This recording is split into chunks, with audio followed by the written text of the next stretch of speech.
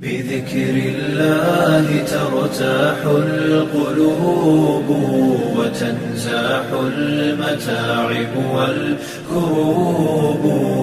قرب قیامت کے پرہیزگاروں کے امام حضرت ابن عمر رضی اللہ تعالی عنہ سے روایت ہے کہ حضور نے ارشاد فرمایا، اللہ کے نزدیک سب سے زیادہ پسندیدہ لوگ غربا حضرات ہوں گے.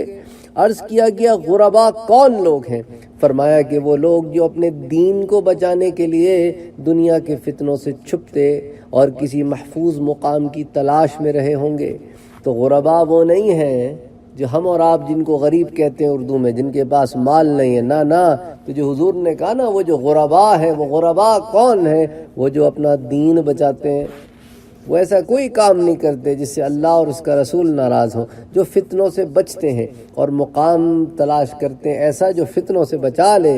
یہ روز قیامت حضرت عیسیٰ علیہ السلام کے پاس جمع ہوں گے، کیونکہ دنیا میں بدکاروں کے فتنے کے زمانے میں حضرت عیسیٰ علیہ السلام نازل ہوں گے اور پرہیزگار حضرت عیسیٰ علیہ السلام کی پناہ میں چلے جائیں گے.